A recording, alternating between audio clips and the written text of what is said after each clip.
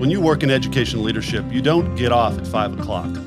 Your mind is always on the clock, thinking of ways to solve problems for your students, parents, and teachers. On the Clock is your go-to podcast to learn valuable insights from education leaders across the United States.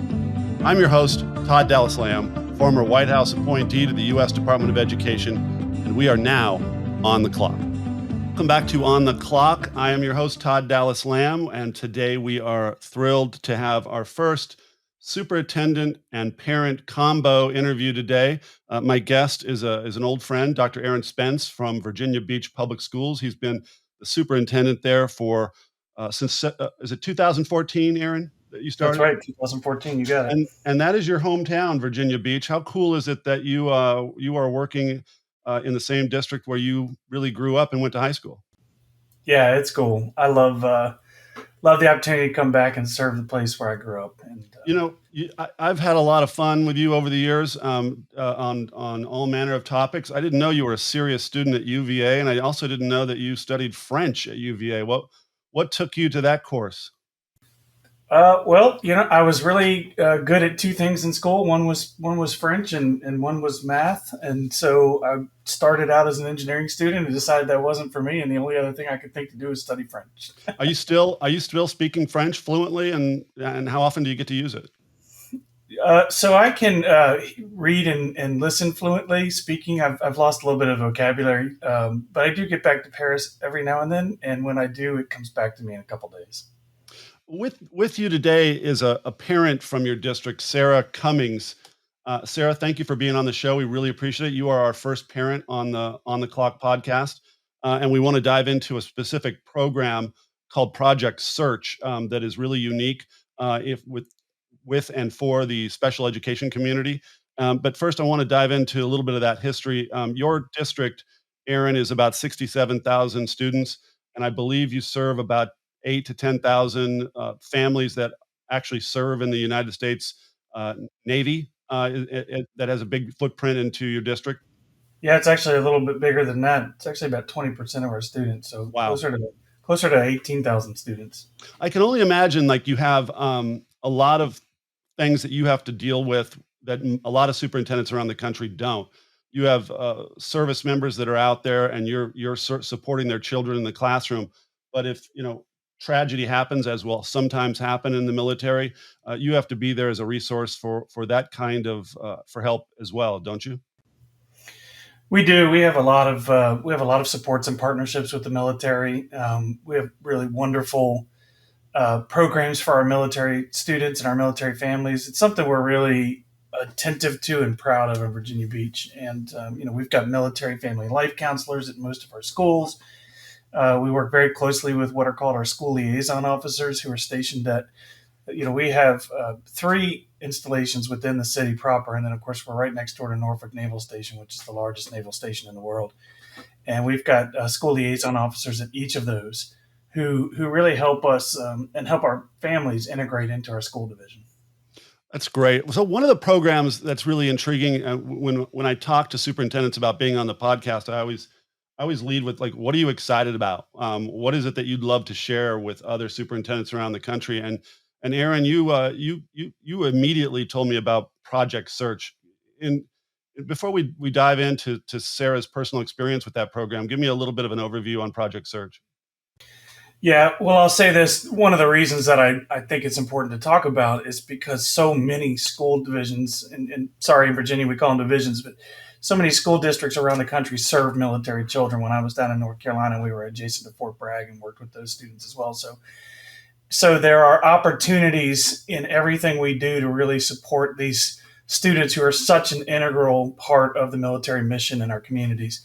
And Project Search is incredible. If you go online and you read about them on their website, they're a national organization.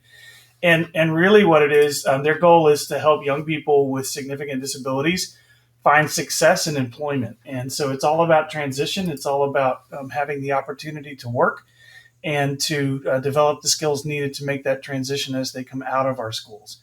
And we are very proud of Project Search. We are the Navy's first Project Search partnership right here at Naval Station Oceana, which is the East Coast Master Jet Base.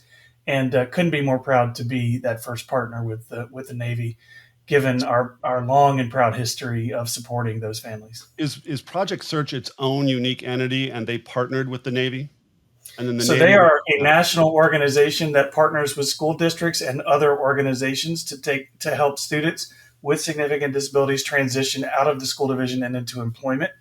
They've got a number of partnerships across the country, and we just happen to be as I said, the very proud first partner with the Navy. They do also have other military partnerships, but we were the first one with the Navy. We will link in the notes section of the podcast to the Project Search site. And I want to bring in now a consumer of Project Search, Sarah Cummings, a parent of her daughter Delaney at Virginia Beach Public Schools. Thank you for being on the show, Sarah. Tell us a little bit about how you were approached and how you found out about Project Search. Thank you, Todd. I honestly can't recall who it was who brought it to our attention, but Delaney was in her transition years. She was post high school technically, but still eligible to receive public school services until she was 22. And so we were actually encountering new agencies that were going to help with that transition. And so I think it was either her teacher or someone who brought it to our attention that this was a new program that she might be able to apply for. And it turned out that she met all the checks in the blocks, and it was perfect timing for her to transition. And what year did she start the program? She started last year, 2021.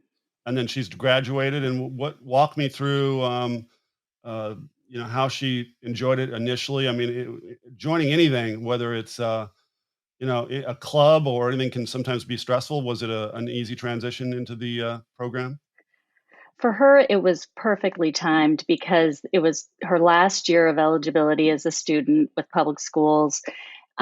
She had already done 3 years of this transition program in her high school, and that was giving her some work experience. But actually, with COVID, that made it limited what she was able to do out in the community. So she was ready. She was ready to get out and do something new, and make that transition into adulthood. And we weren't as ready as parents, I would say, just because it's scary leaving the public school system.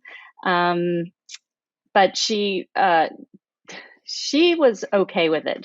She's pretty change. She's open to change and responds pretty well to it, which a lot of kids with disabilities do not. A lot of people with disabilities do not. Is when you say that she checked a lot of boxes, walk me through some of those boxes. It sounds like one of them was she's comfortable with change. She's comfortable with change. One of the requirements was that it was expected to be a 1-year program, and at the end of it, the expectation is that the person would be eligible to apply for a competitively paying job. And so since she was going to be transitioning out of public schools anyway, that would be perfect for her. Also, having access to a military base in some form or fashion. She didn't have to be a dependent of a military service member, but obviously she is. So that was helpful.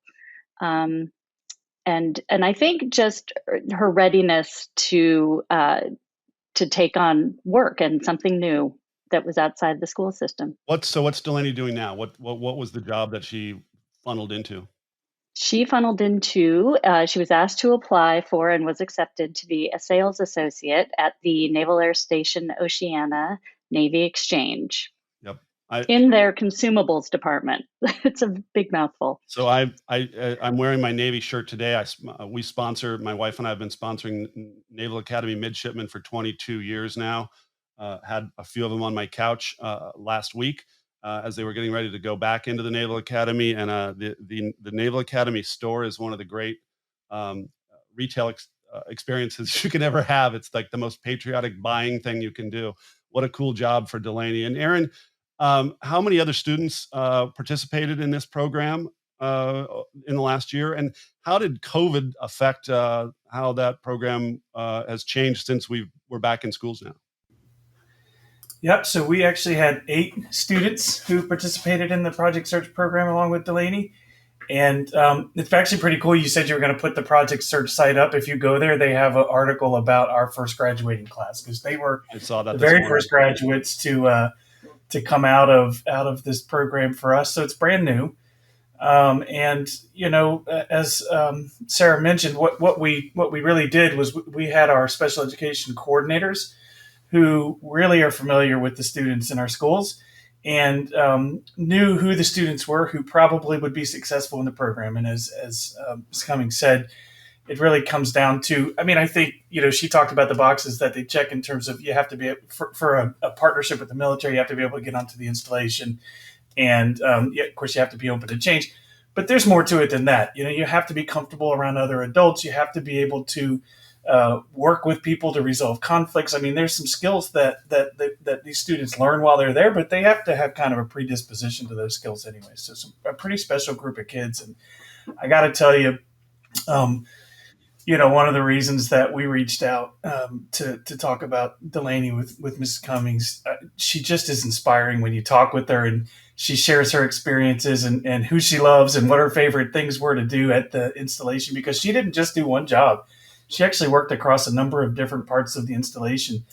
And to talk about those and who her supervisors were and what she learned it was an incredible experience to be able to learn from Delaney about how Project Search was impacting her life. And of course, you could tell Mrs. Cummings and the passion that she has for it and what she was able to share with us as well. So we're really proud of the program.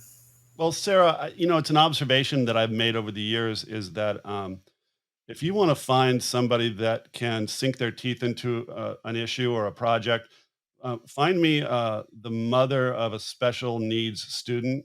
They are the most incredible advocates for their kids. They're the most dogged parents for getting what they want. Is that an inspiring group of people to be around when you're in the audience of fellow moms and dads that have special needs students?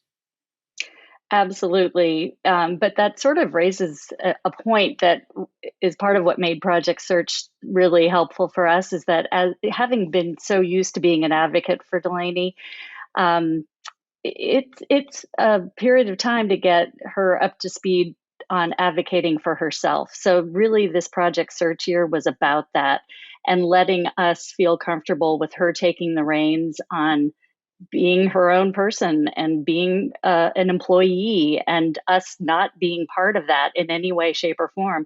And that was probably the biggest part of the transition. And I know other parents have said this as well, that we have been amazed at what these young people have been able to do, and recognize now how we were sort of limiting them in some ways Hmm. because of not really letting them take those reins. So it was a real growth experience for not just the kids, but for us. I think it's fair to say that we, as a country, in education, and Aaron, I'd love your thoughts on this.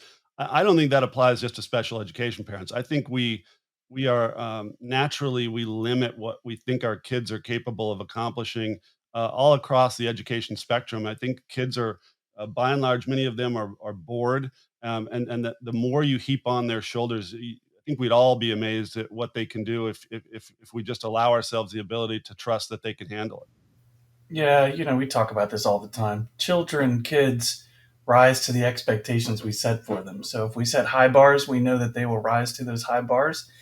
And unfortunately, I remember this great story I heard one time about a woman who took her grandson out to a basketball court, and he had the basketball, and he kept shooting at the hoops, and he kept missing and missing and missing. And she really wanted him to have the experience and the joy of hitting the basketball and getting the basketball into the hoop. So she went to pick up a trash can, and she was going to bring over the trash can and have him shoot into the trash can. And she said, but I stopped myself because I realized if I was letting him shoot into the trash can, he'd stop trying to get into the goal. And I think a lot of times we do that. We want to lower the bar because we have compassion or empathy for a student who struggles. But the reality is we have to keep the bar high and then build the supports under our kids to thrive. And a program like Project Search does exactly that. It's a high bar for students, and it layers all kinds of supports for those students to be able to make that transition. And Ms. Cummings, you were exactly right. One of the other parents who spoke at one of our luncheons really hit that home for me when he said that he had spent all of his life viewing his job as having to protect his child because of his differences, but that what he realized was that he had really missed the boat and that he needed to let his child go out into the world and really show off what he was capable of doing. It was a very touching moment. It's, the baby bird's got to learn to fly, right? At some point, and Yeah, it's a hard we thing to talk about do. Yeah. it's roots and wings, Todd. You want to grow long roots for your kids. Really help them get their feet firmly established on the ground, but then you got to give them wings and let them fly and show you what they can do. So if I'm a superintendent listening to this, Aaron, it sounds like you have, with the Navy, you have a built-in program for jobs, a huge installation, multiple ways in which students can be civilian workers in a military complex. Any sense of what other ways Project Search is using different districts in different ways that don't have military institutions? I don't know as much about it. I know sort of offhand that they work with other organizations in other communities that are not military. So if there's a large business in the community, Project Search will partner with the school district and then find similar opportunities for students to work with those organizations and learn job skills and learn to do those things like how to work with other people and solve Yep. conflict.